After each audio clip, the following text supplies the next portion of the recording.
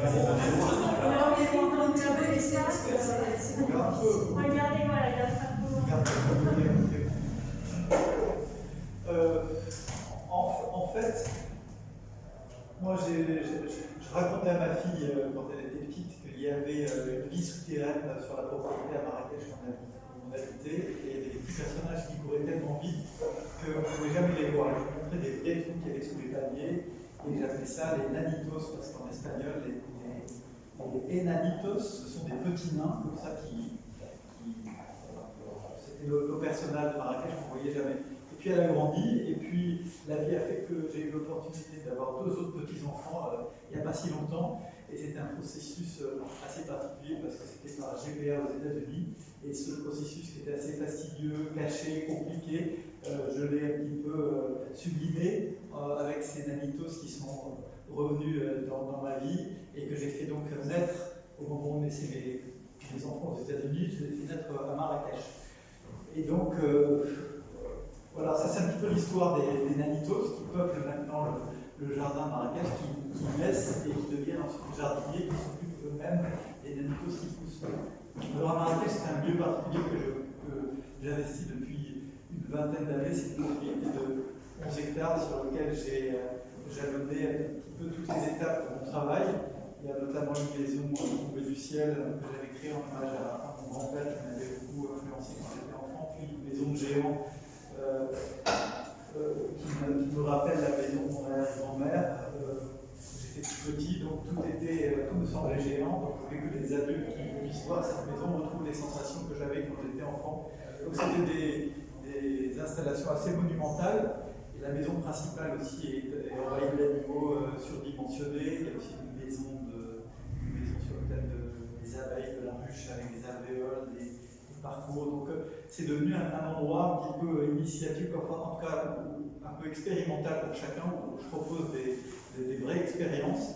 Et ces nanitos viennent animer tout ça de manière un peu plus vivante, sinon c'était un petit peu trop monumental.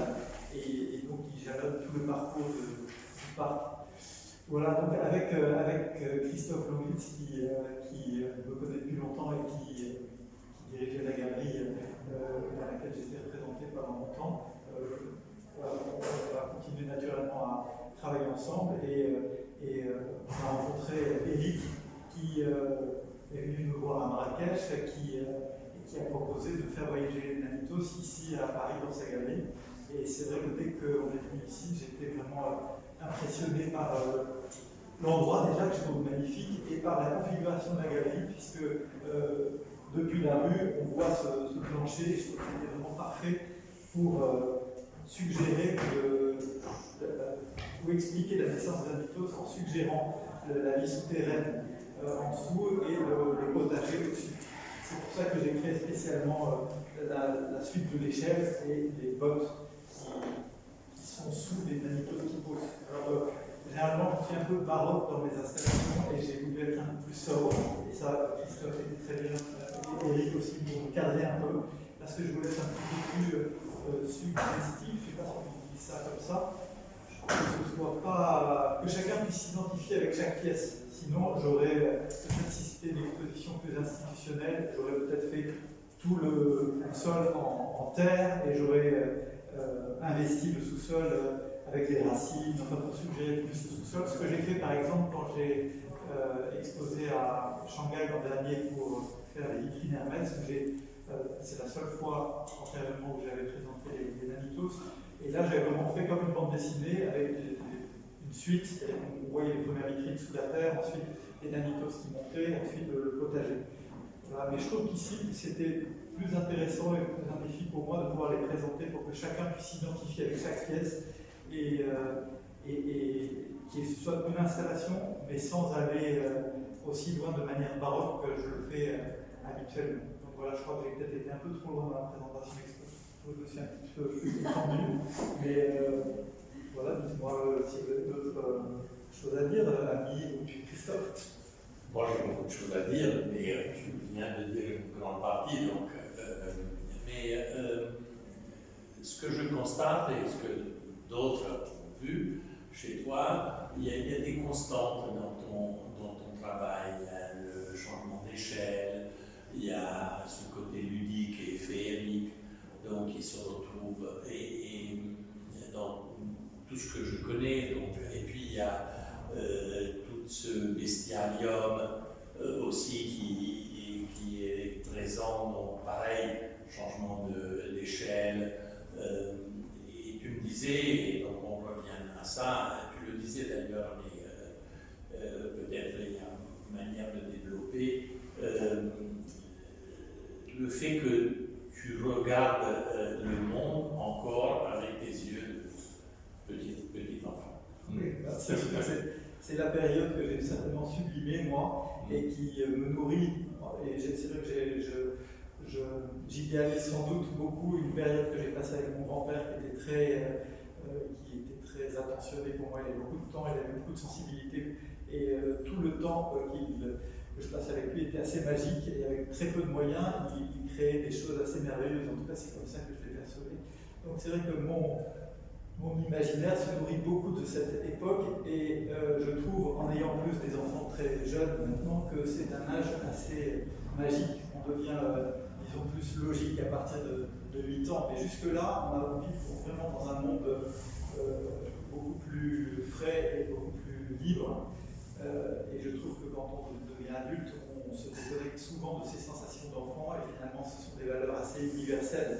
Donc, je dirais que mon travail, on me demande souvent si mes enfants aiment vivre à Marrakech, ou ces créations du gros, c'est normal. Moi, j'ai grandi à Ménilmontant dans des immeubles, quand j'étais petit, et je regarde un souvenir extraordinaire. Donc, peu importe à mon avis le contexte, si on est bien enfant, on nous nourrit cet imaginaire, peu importe où il soit. Je pense que mon travail est vraiment beaucoup plus adapté ou orienté vers les adultes pour qu'ils retrouvent des sensations d'enfance souvent oubliées.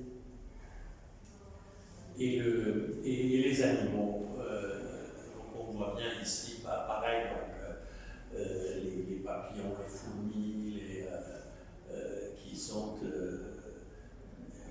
vraiment dont l'impression qu'on est dans un film plutôt science-fiction, sur un... dans ton travail, il y a ce que les Anglais disent bigger than life, les Français ont choisi plus vrai que nature. Donc il y a cet aspect, et je me rappelle donc dans ton travail, dans tes œuvres, donc, il y a tous ces animaux, donc certaines exotiques, la girafe, ou les escargots qui envahissent, comme ici d'ailleurs. Mais encore une fois, c'était, on l'a vu d'ailleurs, voilà, et ça fait toujours toujours le même effet d'ailleurs, au moins pour moi. Donc, c'est ce côté, disons, grand, démesuré, mais en même temps familier. C'est vrai qu'on m'a souvent demandé pourquoi je faisais des animaux pendant des années, je ne savais pas quoi répondre. Et maintenant que je comprends un peu plus le mécanisme, j'arrive à diversifier mon travail. Je crois que je me sentais comme ça. J'avais passé mon diplôme aux Beaux-Arts en mettant une vache dans le bureau du directeur. Je me sentais comme ça en fait. Je me sentais déconnecté par rapport au contexte. D'ailleurs, les animaux qui sont souvent des animaux fragiles, à l'époque, souvent des femelles enceintes, sans socle, faites en papier, donnaient cet aspect fragile, démesuré, et qui m'intéressait dans la mesure où ils étaient placés dans un contexte urbain, d'architecture, et déconnectés de leur habitat naturel. Et d'ailleurs, la première fois, quand on s'est connus, Annie, tu m'avais invité à exposer pour une nuit blanche au musée Victor Hugo, donc place des Vosges. Et là, effectivement, j'avais pu y mettre plein d'animaux, la salle à manger de Victor Hugo renversée par des oies, les sages, exactement.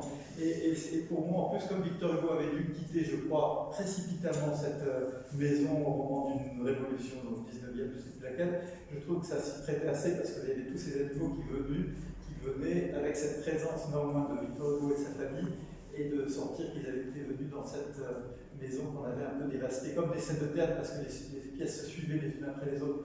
Donc, je trouvais que c'est dans cette mesure que les animaux m'intéressaient. Je me sens d'ailleurs toujours pas du tout comme un sculpteur animalier, et les animaux pour moi ne sont qu'un prétexte pour exprimer quelque chose par rapport à la façon d'habiter, la façon de se sentir parmi les autres, et dans les architectures et dans le milieu urbain. Oui, moi je me souviens très bien, c'était effectivement un grand moment, donc cette invasion, en fait, de tous ces animaux qui ont mis le bazar dans la maison de Victor Hugo. Et donc, vraiment, avec comme si des manières, donc, autant, un peu sauvages, mais voilà, ils se sont emparés de cette grande maison, donc aujourd'hui musée, et ils se le sont appropriés. Et quel serait le lien pour toi entre les Nanitos et on va dire ce que tu as fait précédemment, c'est-à-dire les animaux et l'architecture? Alors justement, ça m'a étonné, j'ai une amie du Maroc qui est venue et que je vois beaucoup au Maroc, mais son fils qui a l'âge de ma fille, qui a 17 ans, et que je connais à peine, elle lui a envoyé une photo de l'installation. Ouais. Et sans lui dire que c'était mon expo, il lui a répondu maman, ça ressemble beaucoup aux œuvres que fait le monsieur à Marrakech. Ça m'a foutu un coup qui m'appelle le monsieur, mais bon.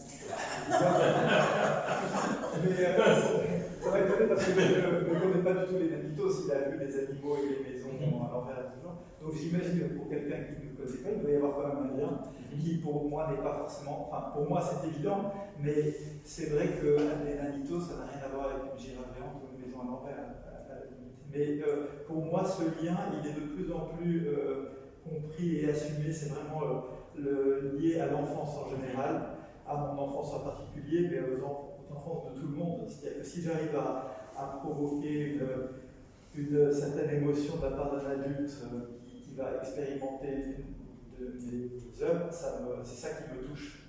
Donc, je ne sais pas, qu'un adulte monte la maison, monte l'échelle de la maison à l'envers et ne sache pas descendre et reste incapable de deux. Voilà, là j'ai réussi un peu le défi. Donc là c'est pareil, pour moi ils viennent un petit peu pour apporter un peu plus d'humanité au milieu de mes sculptures. Les animaux, pour moi, sont assez proches de l'humain. Les orang-outans que j'ai fait il y a une vingtaine d'années étaient déjà mon approche maximale de l'humain. Je ne veux pas montrer de partie humaine. Volontairement, ils ont des gants, on ne voit pas leur tête. Mais on sent le côté humain par la position, comme on le sentait, je pense, à travers mes animaux. Mais il n'y a pas de trace évidente de l'humain qui me paraîtrait justement pour être quasiment un peu trop évident.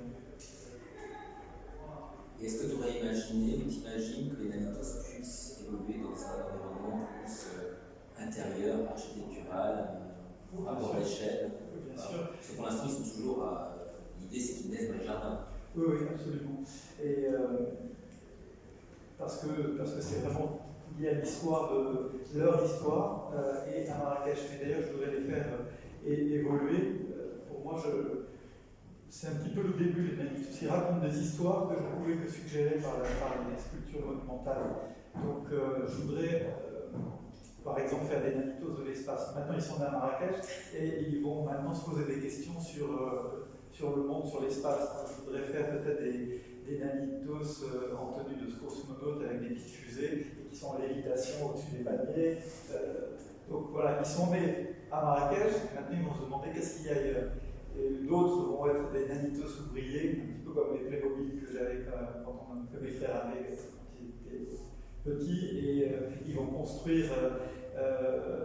J'ai un projet de réutiliser le jeu de construction en bois que j'avais quand j'étais enfant, de le faire en géant, qui va être porté par des Nanitos ouvriers et qui vont construire comme une espèce de grands châteaux labyrinthiques dans lesquels il y aura simplement une toilette à la limite. Donc ça va être par exemple, voilà, c'est comme des architectures compliquées, impossibles pour une fonction qui est basique, très simple et qui est un petit peu en dérision aussi. Et je voudrais en fait, grâce aux Nanitos, aborder une narration que ne me permet pas la sculpture en volume. Parce qu'une maison à l'envers ou une sculpture, je la propose et chacun se l'approprie ensuite. Mais j'aimerais bien raconter des histoires comme je le fais pour les vitrines Hermès régulièrement, où je peux raconter qui comptent pour enfants, pour adultes en fait, mais comme sur le format de conte des enfants, avec quelques tableaux comme une bande dessinée. Et là, le mois prochain, si vous voyagez, j'irai à Dubaï pour faire, sans programme confidentiel, je ne veux pas qu'on en parle, mais pour faire les prochaines vitrines Hermès en utilisant mon dernier travail qui sont des papillons, mais en les mettant en scène dans une petite histoire un petit peu comme ça, comme une bande dessinée. Donc, j'ai répondu. Oui. Voilà, sinon, je parlais des papillons, je peux juste en parler un mot, c'est-à-dire que pour moi, les animaux, comme je le disais, ne sont intéressants que dans la mesure où ils sont liés à la façon d'habiter et à l'architecture. Donc, à Marrakech, maintenant, chaque pièce de la maison principale est une installation autour d'un animal.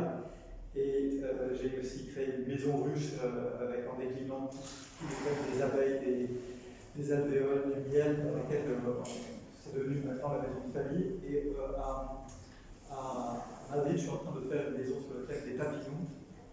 Donc, où la maison n'aura pratiquement rien dans l'appartement, mais il y aura simplement une trentaine de papillons accrochés au plafond.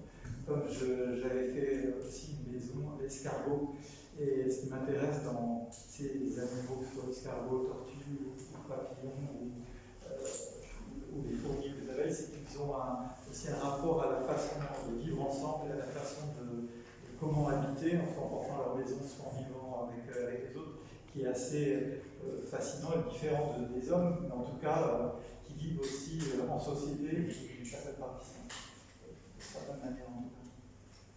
Il n'y a que moi qui parle, donc on veut entendre, de toute façon, c'est pas qu'à la clé de ton travail, donc, mais je suis impressionné par ce développement donc, et ton travail qui a pris effectivement donc, une dimension importante comme ça, donc, en multipliant l'imaginaire et les projets. Et c'est vrai que maintenant, en fait, je suis assez habitué au grand format et aux grandes installations, comme je vous parlais de narration. Les magnétos nous permettent de raconter des histoires en les plaçant dans le parc, mais j'aimerais, et ça c'est mon plus grand défi aussi, c'est revenir à quelque chose de pratique beaucoup plus intime et personnelle et petite, je dirais, de revenir au dessin, au collage et à la broderie. Mon grand-père, au début du XXe siècle, était dessinateur en broderie, et je m'en suis aperçu récemment, et finalement c'est ça qui m'intéresserait, d'arriver à broder des magnétos en racontant des histoires. Donc ça c'est une pratique parallèle qui a l'air beaucoup plus simple, mais qui est finalement plus difficile pour moi, parce que je suis habitué, comme je disais, au volume, au grand format, mais pas à raconter des petites histoires. Et cette pratique plus intime et plus modeste, pour moi, est plus compliquée que le travail poussé. Quelqu'un a une question ou Ça te ferait revenir à l'époque où je disais, c'est un peu personnel comme ça, mais tu travaillais beaucoup de matériaux, toutes tes sculptures étaient façonnées uniquement par toi. J'imagine que là, il y a des vêtements que tu as fait faire, des choses que tu décides, mais il y avait une relation à la matière qui était absolument primordiale, je dirais, même dans la manière de le façonner, d'exagérer, d'aller très très loin dans la matière même.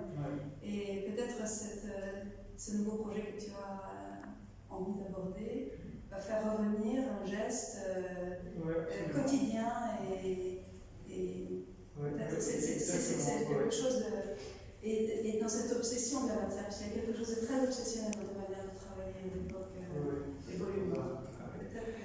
C'est pas une question, mais finalement, je trouve que c'est quelque chose d'assez beau de revenir au fait de manuellement Oui, j'étais très très attaché à l'atelier. Très très attaché. Travailler en atelier. Et à des heures et des heures et des heures. Oui, à côté obsessionnel. Tu repartais avec le papier partout sur la tête et il y avait vraiment une obsession de cette matière. Oui. Non, c'est vrai, et je prenais beaucoup de plaisir et de souffrance aussi, parce que c'était une forme de thérapie pour moi. Donc, la soudure, c'est quelque chose de très physique. Oui. et que j'ai associé ça pendant longtemps à une forme de thérapie que j'ai fait en parallèle. Et quand j'ai terminé cette psychanalyse que j'ai faite, en fait, je me suis aperçu que je quittais un peu l'atelier. Et ça m'a un peu étonné, questionné, et, parce que je pensais vraiment que jamais je quitterais moi la matière. Mais je l'ai quittée et j'avais eu besoin de la quitter. Enfin, j'ai maintenu un atelier mais avec beaucoup d'assistants. Mais je suis sorti moi-même de l'atelier. J'ai compris avec les années que je devais m'en éloigner pour m'enrichir de nouveaux médiums, de nouvelles expériences, de nouveaux lieux aussi, pour finalement y revenir. Et je pense que c'est vrai, ce que tu dis, c'est vraiment ça. J'ai besoin de revenir à la matière de manière plus modeste et intime, mais finalement c'est très ambitieux pour moi. Oui. Et assez obsessionnel parce qu'on sait que de tisser, c'est quelque chose qui demande des heures, on se tire les cheveux, parce que, sauf si tu fais qu'une ligne, mais si tu de connaissances, ça ne va pas s'arrêter. Oui, c'est vrai, c'est vraiment ça. Est-ce que votre grand-père, qui avait l'air de travail assez merveilleux, vous a poussé, plus ou moins consciemment, à devenir un artiste? J'avais 16 ans quand il est mort, donc c'était trop jeune, mais c'est plutôt l'univers. Un enfant, ça peut révéler en soi. Oui, il a certainement révélé des choses qui étaient latentes. On parlait aussi des beaux-arts. Il y a eu deux enseignements, on disait le moulage et la morphologie, qui ont été très enrichissants, mais au niveau vraiment enseignants qui m'ont inspiré, je dirais qu'il y avait j'ai eu une prof quand j'étais au collège et au lycée que j'ai eu la chance d'avoir pratiquement tout le temps de 11 ans à 18 ans et qui était très classique apparemment, c'est Mademoiselle Couronne, elle est décédée aujourd'hui, mais elle a vraiment su voir en moi quelque chose que j'avais à exprimer, mais aussi un mal-être, et que mon seul moment de bonheur était vraiment ces cours de dessin pendant toutes ces années. Donc elle a vraiment repris le relais peut-être, et grâce à elle, même si elle m'a pas poussé à aller à Beaux-Arts, parce qu'elle pensait que c'était une carrière très compliquée, elle m'a quand même beaucoup inspiré, elle était très inspirante. Donc voilà, comme personne majeure inspirante, principalement mon grand-père jusqu'à mes 16 ans, et ensuite cette enseignante que j'ai eue, pas aux Beaux-Arts, mais avant.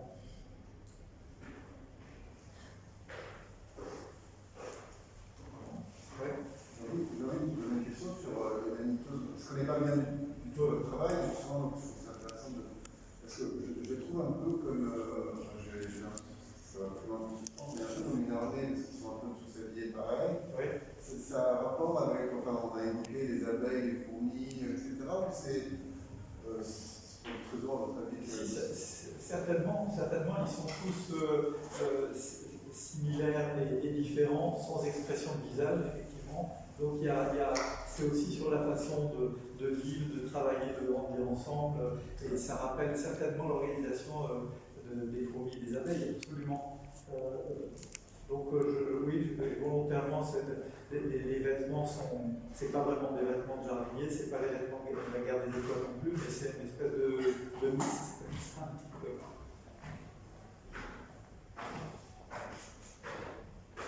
Et que les couples qui sont presque à la taille. Oui, c'est vrai.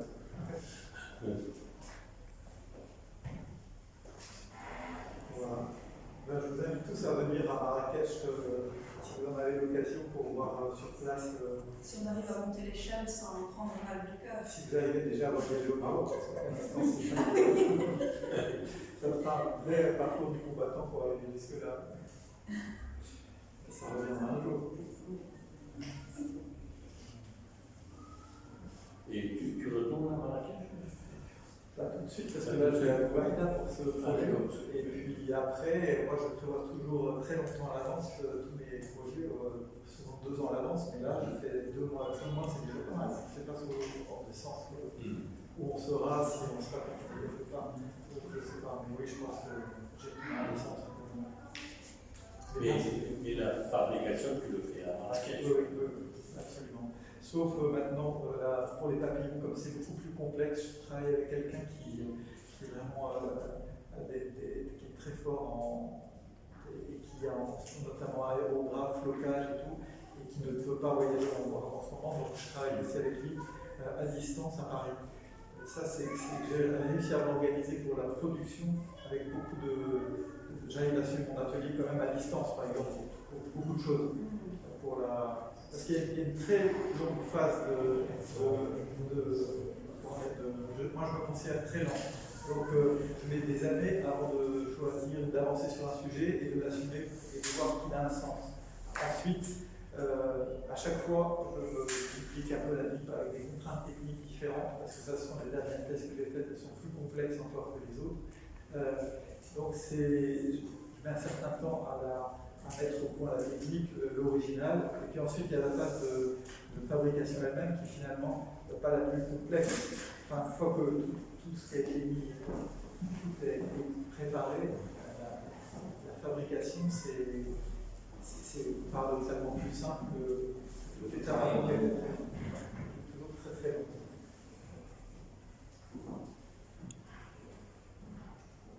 Voilà.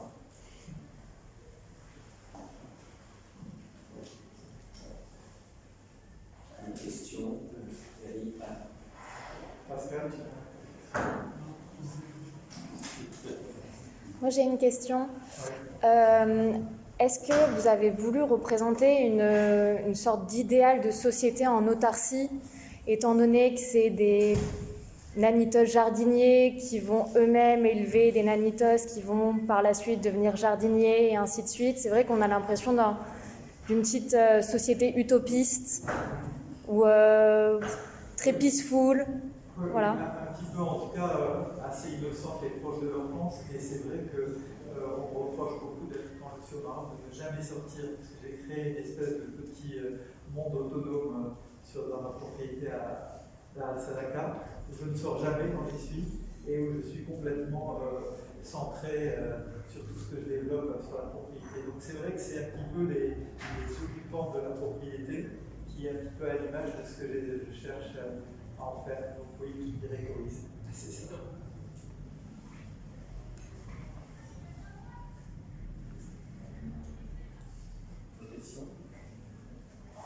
Moi, je me posais la question de savoir dans quel, même si chaque artiste a son propre univers, quels sont les artistes qui t'inspirent aujourd'hui ou avec lesquels tu te sens proche? Parce qu'on a l'impression d'avoir vraiment un univers très à part, mais en même temps, il y a forcément une connexion. Alors, il y a quelque chose que moi, je n'ai pas encore résolu, je ne sais pas le pourquoi, mais j'ai un blocage total quand on me parle, quand on me pose cette question. J'ai une question que je sais, d'ailleurs, je pense que tu m'as regardé en même temps parce que tu as dû sourire, tu sais qu'est-ce que je vais répondre à ça. Mais même les artistes des galeries dans lesquelles j'étais, je ne me souviens pas de leur nom. J'ai une espèce de blocage. C'est pas que je les aime pas, que j'aime pas leur travail, c'est pas tout ça, c'est que j'ai une espèce de panique qui est là et je ne retrouve pas leur nom.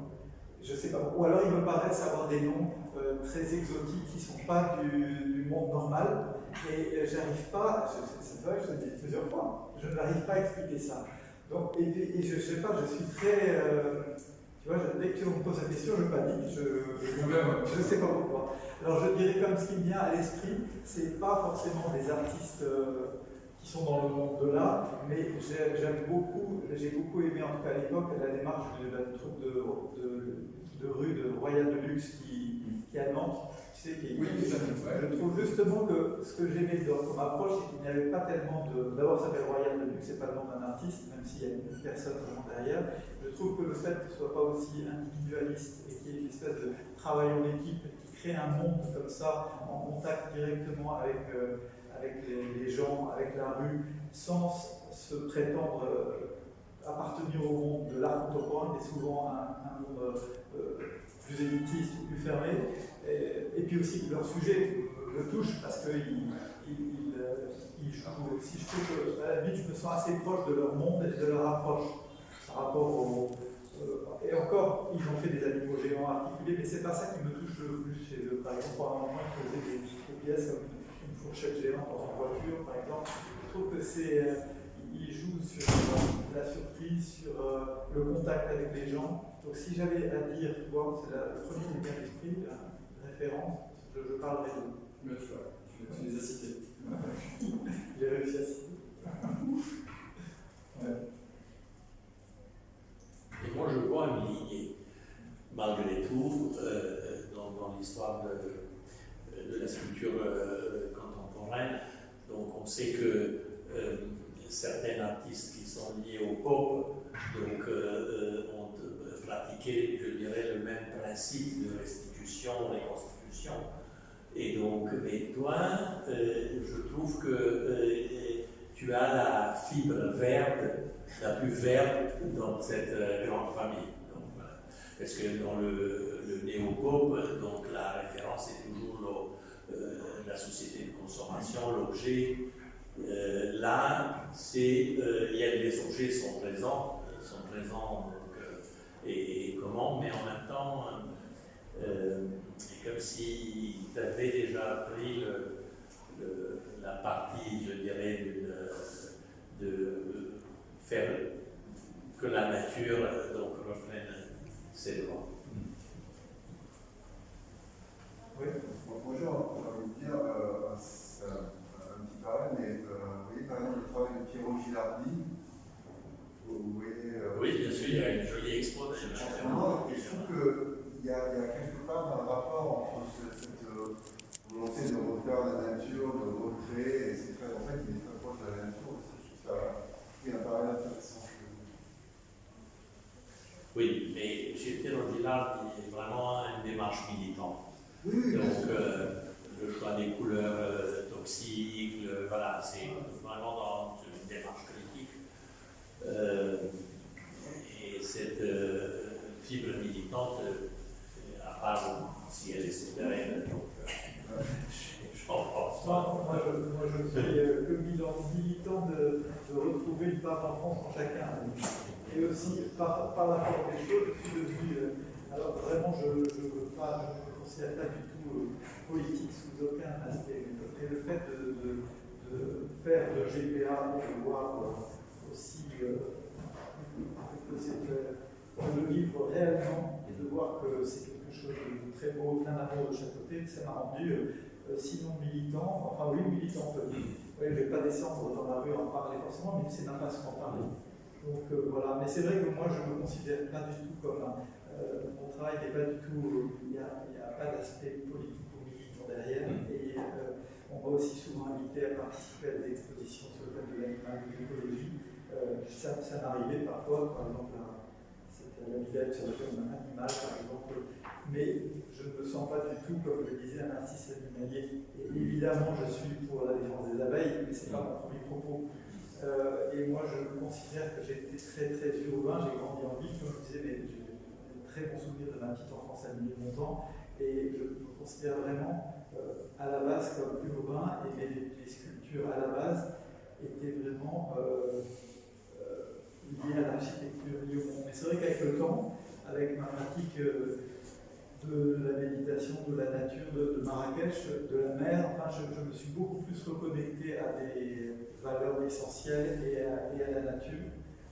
Ça m'a surpris d'ailleurs, parce qu'au départ, j'étais essentiellement urbain, parce que j'avais vécu à New York, Paris et Madrid.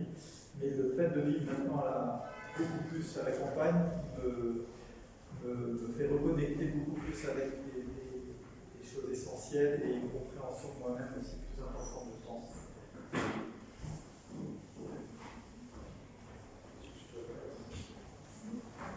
Mais tu te racontes beaucoup au travers de tous ces univers sont extrêmement reliés, depuis les histoires que tu racontes à Gabriel, l'arrivée des garçons, tu as cette continuité, même dans des univers différents, depuis la maison sur la tête, à chaque fois, même si c'est des techniques différentes, des histoires différentes, tu te racontes au travers de tout ça. Oui, et c'est vrai, comme je le disais, bien qu'il y ait des médias de plus en plus différents, je trouve qu'il y a finalement plus de cohérence, en tout cas plus de compréhension de ma part du pourquoi. Alors qu'avant, quand je ne faisais que des animaux, je ne savais pas répondre à la question pourquoi on fait des animaux. Et c'est vrai que maintenant, je pense que le fait de toucher à plusieurs médiums et de comprendre pourquoi, parce que comme je vous dis, je suis très long et je vais faire une pièce que quand vraiment j'ai compris pourquoi ça s'impose à moi, et ce cheminement est très lent. Donc je pense à des projets qui pourraient être assez spectaculaires sur la propriété, que je ne fais pas parce que pour moi ça n'a pas assez de sens. le sens, pour moi, prend du temps. Et une fois qu'il est assumé, je pense que peu importe le médium, comme je vous le disais, le meilleur exemple, c'est le fils de cet ami que je ne connais pas, qui ne connaissait pas les Nanitos et qui, en voyant les Nanitos, l'a relié au travail des animaux et des maisons. On a un internaute qui pose une question. Il a en premier plan le demi-Nanitos qui tient dans les mains. Il voulait savoir si c'était inspiré du film Alien de Ridley Scott. Bien, peut-être inconsciemment, mais c'est sûr que pour moi, s'ils viennent, on ne sait pas où, ces personnages. Donc, ils peuvent venir de l'au-delà. En tout cas, ils naissent à Marrakech et ils vont se poser bientôt des questions sur ce qui se passe dans l'espace. Alors, peut-être qu'ils viennent de là-bas. Et t'as vu le film Alien? Peut-être non.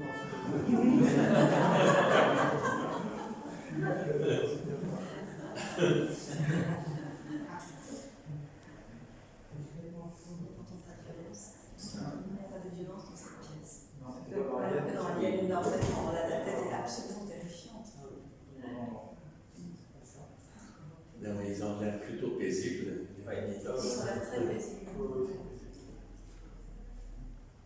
Ils sont en fait tels que je me sentais dans la petite enfance. C'est comme, voilà, comme je voudrais inviter chacun à ressentir ça. S'il n'y a pas d'autres questions. Merci beaucoup. Merci.